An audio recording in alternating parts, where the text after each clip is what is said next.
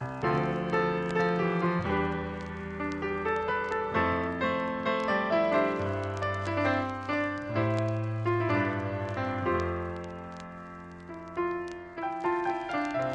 about to hear a brief conversation with an incredible actor. Part autobiographical journey, part literary analysis, and part late-night chat in the theatre bar. This is Hear Me Out, and I'm your host, Lucy Eaton. Please welcome to the stage, Claire Skinner. Hello, how lovely to hear you, see you. Welcome to the very first episode of Hear Me Out, and thank you so much for coming on. Pleasure, I think. Well, fingers crossed. We are going to have a hopefully delightful and insightful conversation today about your favourite speech, because that is what Hear Me Out is all about, is I just want to speak to some of the actors that I love and respect most in the world about some pieces of plays that they're really enthusiastic about, because I think as actors, we often get the best experience of a performance. I always think sort of that an audience actually, they see something once, it washes over them and hopefully creates an amazing response. But we have such a privilege as an actor because we understand the minutiae of everything. Yes. And that's what I want to let them in on. Oh, yeah, lovely. It's a lovely idea, yeah. So what is the speech you're going to chat to us about today? I would like to chat about, first of all, the play is Moonlight by Holm Pinter. And the speech that I have chosen is the last speech of the play, which is spoken by the character Bridget. And who is Bridget? Can you give us a very brief synopsis maybe of the play for people who don't know it? Yes. So this play is about a family, a man called Andy who is seemingly on his deathbed. He is dying and he's sort of looking back over his life with his wife. It's about him looking over his life and them talking about the various relationships in their life and the relationships with their sons and the daughter. It seems, who has died at an early age. Sounds like a barrel of laughs. Well, it's kind of not as depressing as it sounds. It's not unfunny. No, It's not unfunny because he does do that, doesn't he, Pinter? He kind of, in the middle of it all, there's a kind of dialogue with the two sons, which is kind of it feels like sort of classic Pinter, where they're kind of talking slightly at odds with each other, and it's kind of quite vaudevillian in a funny kind of way. The sons, that's the way they operate, and I think the way they're operating like that because they can't. There's obviously you glean knowledge. You're not actually told explicitly, but it feels like their relationship with their father's been very difficult and combative, or there's difficulty there, so they kind of deal with it they don't deal with it, they play, they muck about, they play. And is that, you said something just then where you said classic Pinter, and what would you deem as sort of classic Pinter characteristics? Well, if you were being maybe a bit generalised about it, people talking at odds, there's a sort of flavour sometimes of vaudeville. They give each other sort of odd names and talk across each other and talk opaquely about this relationship. And if I'm honest, that's the part of the play that I found most difficult. Generally speaking, I do find Pinter quite difficult to access sometimes because of this slight sort of mysterious quality to it. I can completely agree with you, Claire. And I think I often find myself questioning whether it's an Emperor's New Clothes type situation, because I find myself often surrounded by people that are so adoring and awestruck by Pinter. And I have to say, I respect him from a sort of studying point of view, but I always find it very hard to connect, actually, when I'm watching. Yes. Well, this is it. This is why and it's so odd over all the years, and I've been working for about 33 years. This is the first play that came into my mind when you asked me to think about the favourite speech, because there's such a connection to it that I don't think I've had with another play. Right. And I think it's because it occupies a really funny place. And I've been thinking about it a lot recently because there's been, I don't want this to sound too miserable, but there has been a sort of a passing in the family. So it was in my mind. It occupies this place where someone is straddling two worlds. Andy he may or may not be dying. I think he is dying. and he's sort of occupying this world, and he's kind of transitioning to this other world. And for me, when I first read the play, because I played, she's 16, by the way, Bridget, and I played her when I was 28. 28 going on 16. Exactly, Yeah. Always youthful. But she was sort of, she's an idea of a daughter, I think. She's an idea of loss. And it's something that this area really appealed to me, because I digressed a bit. When I took the part, my own father had just died. Right. And I felt like I was in that funny zone where Art was reflecting reality a little. art, yes, and that you are. It's funny when someone dies sometimes, isn't it? Because you kind of suddenly get open to new and different things. And I felt that there was a flavour about this writing, because it was occupying those two worlds, that just kind of took my breath away. And it's really hard to be specific about it, because it's very much flavour and mood. And I had one speech at the beginning where you kind of place this girl, and she's never in a kind of conventional space. She's in a different space away from the other actors, Right. with a different lighting state. And she's describing the areas that she's in, and they're sort of surreal areas. And at one point she says, she's talking about where she is, and she says, there is a smell of burning, a velvet odour, very deep, an echo like a bell. And for some reason it's not at the forefront of the brain. It's happening somewhere else in the body, like an echo. If that doesn't sound too, I'm sure it does sound horribly pretentious, but it's just how I responded to it. Yeah. I think some plays, maybe this is a perfect example of it, because he wrote it, didn't he, when his mother, I think, had just died.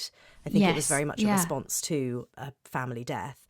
And I think there are certain plays, like, I don't know whether you ever saw Tom Paine Based on Nothing, which is by an American writer called Will Eno. And it's, to oversimplify it, it's about heartbreak. It's about a sort of quite toxic relationship. And I remember actually my brother, Simon Evans, who we have both worked with, he directed it many years ago, and he'd sort of recently gone through a heartbreak. And sort of it was only when I saw it, when that team had made it, that I understood it.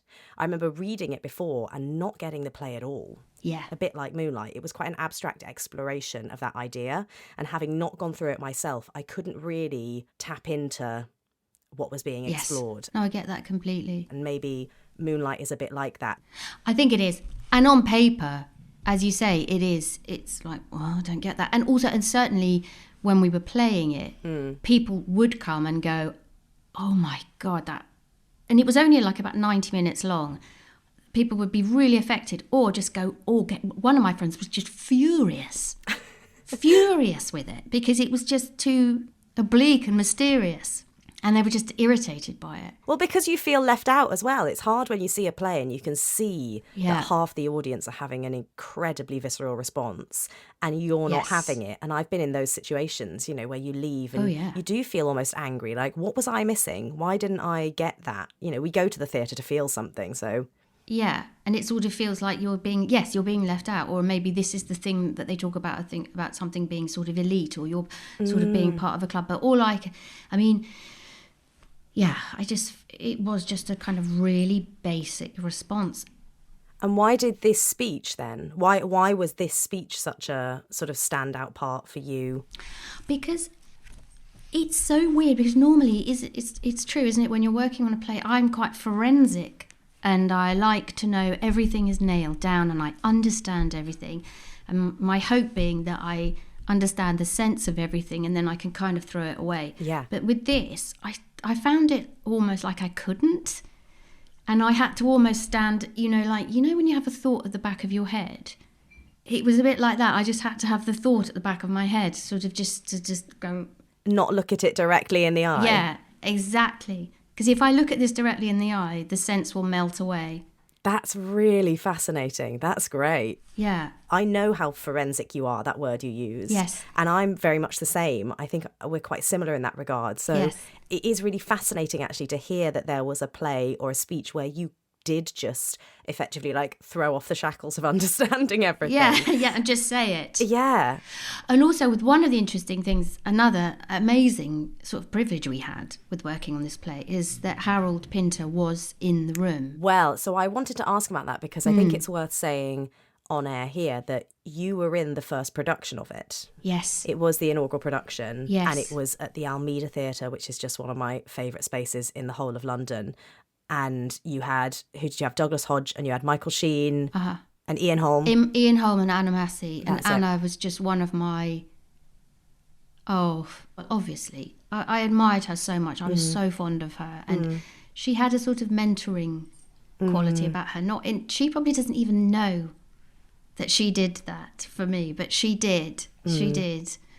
So it was just extraordinary watching those two work together as well. But David Laveau directed it, but Harold was in the room. And interestingly, and I know other actors have reported this as well, if you ever asked him what something for means. the sense of, yes, he would go, he literally did say to me once, I don't know. I don't know. What? Yeah. That doesn't help me. What's that? No, but I need. Yes, and like we said, I need to answers from you. Yes. Yeah, I wish I'd written it down now, but I saw a lovely quote actually by Pinter that sort of said, someone once asked him how he writes his plays or something, how he comes up with the ideas and the characters, and he sort of said something along the lines of, they do what they do and I write it down, almost like the characters do a thing in my head and I put it on paper. Yes. I don't know why they do what they do. So he didn't offer much help, I guess. No, and yet that was strangely helpful because you were thinking, well, if he doesn't know, I can then just sort of. It felt like, oh God, it's so hard not to sound pretentious, isn't it? It's almost like singing through a log and amplifying your voice or something. And all these years later, that this is what I still feel I am. I suppose it is because it's been in the air. There's been this saying goodbye to someone dear. But nevertheless, it is the play that's done that. And the poetry of the play. I mean, beautiful. Do you remember any specific moments where you did ask him for clarity and didn't get it? Or at what point in the rehearsal period did you get that freedom to not ask? I think it was quite early on. Well, at the beginning, she opens the play and she's in a space all on her own. And I think I probably asked him where is that space? He thought she was. Yeah. Yes. And I think he said, I don't know. And I find that very helpful. And in the play, she was in a different space. She was sort of raised up. They had a real space. And then there was a space where Bridget's stuff kind of happened as a dream. And then at points, the father, Andy, there's one particular point where he got up and, when you think you've heard something and then you see her and he's just feeling her around him. Something quite supernatural. Yeah, it was. And it did drive people mad. And in fact, during that first or the second speech, someone in the audience one night, it was horrific. It was because she was very quiet and it was a very ethereal character. Someone in the audience just shouted, "Speak up!" And then tried to get the whole of the rest of the audience involved, was going, "I can't hear her. Can you hear her? I can't hear her." It was like he tried to whip up the whole of the audience to sort of get me to speak up. It was just horrific. And then it turns out, somebody did tell me that he actually was either wearing a hearing aid or was using the loop system. But okay. I think maybe sort that out before you start shouting at actors. Oh, really. My God. No, it was horrible. Traumatising. It was traumatising because now I'm obsessed with, can you hear me? Oh, Claire. Can't have anyone shout at me again. I was interested by what you said about characters talking at odds with each other and Pinter himself often not putting weight on every single meaning of every word and all of that. And do you think there's an element to which people are so reverential towards Pinter that they perhaps do him a disservice nowadays because there's such care on everything? And the only reason I ask it is because I know there's such a stress on like his pauses and the silences and the pace. Possibly because much is made of the pauses versus the silence. So he writes pause and silence at different points. And a silence is a final, I think, and a pause is where stuff is happening. I think as long as stuff is happening in a pause, it's good. But if it's just a reverential pause, then what's the point in that? Yeah. Because it's empty, isn't it? But it just postpones the time when we can have our post-show drink. Exactly. I mean, I'm all for it. I'm all for the pause and the silence, and I'm all for punctuation, and I like ellipses and things like that. So that you get clues, and you know he was careful about them. I heard, because I saw the Donmar Warehouse one that was 7 or 8 years ago, and I remember reading around then an implication that he'd almost done this one as a writing exercise. Oh. I find that quite interesting as well, knowing now that it was in the aftermath of his mother's death. It was apparently written in the space of a few weeks, actually, and that it was just almost a diary entry, perhaps almost like a gushing out of emotion. And it was his first full-length play in 20 years or something. Oh, yeah.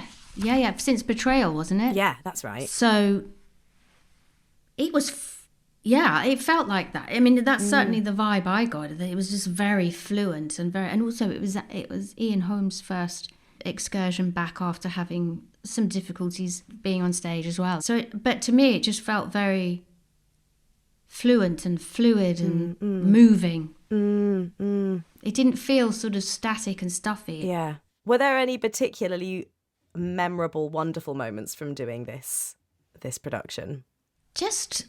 I think it just as a whole that I knew when I was in the room that it was a privilege that I was listening to Harold Pinter sort of talking about his play and as I say, watching Anna and Ian and Douglas and Michael, and it was... Did you feel very much part of a team? Because it must be quite hard as well when you're playing a role who does, in terms of the story, sit so separately to everyone else. Yeah, but I did though. And also that was a lot to do with Anna. Right. Because Anna used to... When we went into the West End, I had to go down to see her. They didn't have to, I wanted to. After the half, I'd knock on her door and she'd go, "Come in, Marmalade." She called me Marmalade. Oh. And we'd just go up to this stage together because she wanted that connection as well. Yeah. And I think that's something that people who aren't actually in the industry might underestimate, is how much sometimes you have to almost force or forge certain connections. And I don't mean force as in that you wouldn't have got on or you wouldn't have, but there is an element of, to present the right story on stage, sometimes you do have to manipulate situations backstage that put you in the right headspace to deliver that story. So we could feel that connection. Yeah. So we could both, in a way, feel loss, love and loss. Was there, I've been lucky enough once in my career so far to end a play, and I think there's quite a power, like I found it very emotional, at least when you love the play, because we do not always love the things we're in. No, we do not. No, we do not, sadly. But was it quite an emotional thing to end this play? Can you remember what it was like to end it on the last night? What I remember about it is, and I've had it a few times, is when you love something and you really connect with it, but your character doesn't necessarily have the space for that emotion. That there is a repression that you have to have and keep. That's quite difficult. I found that in Joe Egg as well, sometimes, because I was required to kind of keep a lid on it. Yeah. And so I do remember struggling with that at the end of like, no, I mustn't wobble because that's not my job. No, my job isn't to do the wobbling. Yes, Claire must not show underneath Bridget. Yeah, exactly. Bridget doesn't know. I read that he finished this in Mauritius. Oh, well, that will... Does that make sense suddenly? Yes, because it's where she's going through all these lovely plants. She talks about jacaranda and... Oh, here we go. "I'm walking slowly in a dense jungle. I'm surrounded by hibiscus, oleander, bougainvillea, jacaranda. The turf under my feet is soft." Yeah. I could pop that bit in after Mauritius. Oh, in fact, that's the same speech that has the velvet odour very deep and echo like a bell. Have you seen it since your performance of it? No. I wonder how I would respond to it. Yeah. And seeing it done, obviously, very differently. Again, when you've had a good experience with something, it can often be quite hard to watch someone else do it because you have such a personal connection with that part and that story. It can seem a little bit like a violation to see someone else inhabit it. Yes. It's odd, that one, isn't it? Yeah. There's a sort of, you feel really proprietorial over your responses to it, and it'd be interesting to talk to other actresses who've done it. I have to say, I feel quite proprietorial even with actors and cast members. I often find it quite hard when actors I've been in something with, I see them on their next project. You know, because there's an element of you've sort of in doing a play yourself. Again, I keep coming back to this, but when it's been a positive experience, there's such a bond formed. It feels like someone's done you a wrong to sort of... Yeah, they've betrayed you. Yeah, it's like a divorce. It's sort of, they've decided to go and join another family now, and you go, oh, I need to get used to the idea of seeing you with that other family. I know, it's funny because Simon said that at the end of... Oh, did he? Joe Egg, there was something about Patricia was going off to work and we were talking about a director and he was going, what, you've been like cheating You've been on with me? other directors? You've been with other directors? I remember doing a play once and just seeing one of the actors in a rehearsal shot from a previous play and sort of striding up to him going, what do you think this is? Okay. Who have you been acting with? Well, Claire, why don't you give us a little recital? We would love to hear the final speech, complete with its 4 pauses. For everyone to enjoy. So I will shut up and sit back. Okay. Someone once said to me, I think it was my mother or my father, anyway, they said to me, we've been invited to a party. You've been invited too, but you will have to come by yourself, alone. You won't have to dress up. You just have to wait until the moon is down. They told me where the party was. It was in a house at the end of a lane. But they told me the party wouldn't begin until the moon had gone down. I got dressed in something old and I waited for the moon to go down. I waited a long time. Then I set out for the house. The moon was bright and quite still. When I got to the house, it was bathed in moonlight. The house, the glade, the lane were all bathed in moonlight. But the inside of the house was dark, and all the windows were dark. There was no sound. I stood there in the moonlight and waited for the moon to go down. Thank you so much. Pleasure.